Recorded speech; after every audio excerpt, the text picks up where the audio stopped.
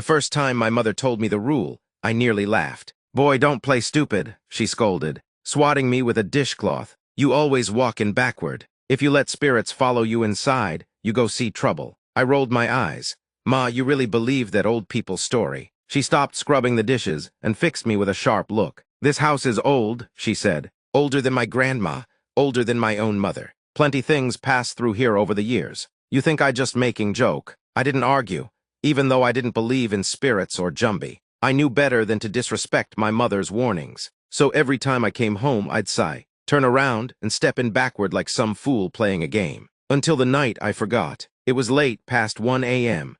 I had just run to the corner shop for a soft drink and buns. I was half asleep when I reached home, my mind already on my bed. Without thinking, I walked in normally. The second I shut the door, something changed. The house felt different, colder, still. The air inside was thick, pressing down on my chest. A strange, damp smell filled my nose, like wet earth mixed with something rotting. Then I heard it. A whisper, soft, faint, right behind me. My skin prickled. The sound came from near the door, like someone mumbling in the dark in our old Creolese. I turned, expecting to see the breeze shifting the curtains. But the door was shut, and the whispering didn't stop. The voice was low, muttering words I couldn't quite catch. I held my breath. Then, knock, a single sharp knock on the door. I swallowed hard.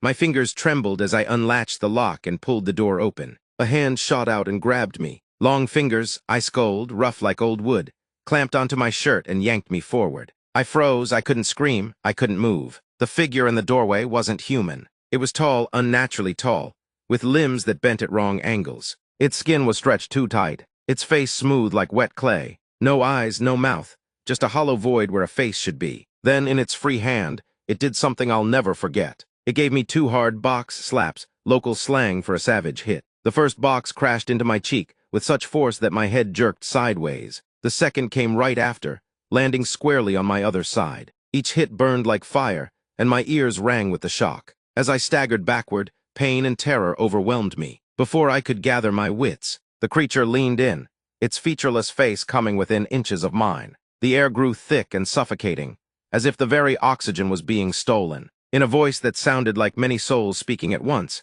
it growled, "Follow the damn rules." The grip on my shirt released as suddenly as it had appeared, and my body collapsed backward into the house. Gasping for breath, I lay there dazed, the sting of the slap still burning on my cheeks, my heart pounding in my ears. For what felt like hours, I remained frozen in fear. When I finally managed to pull myself to my feet, I stumbled to the front door. My hands shook uncontrollably as I forced the door closed and bolted it shut. Outside, the night was silent, too silent, and the cold wind rattled the trees in our yard. I pressed my ear against the door, listening intently. For a long, agonizing moment, nothing happened. Then, from the darkness beyond the porch, I heard it, a low, mocking whisper. "Next time, I won't leave." I didn't sleep a wink that night. I kept my Bible under my pillow and prayed for morning to come. From that day forward, I never forgot the warning. I always walked into the house backward after midnight, just as Ma had insisted.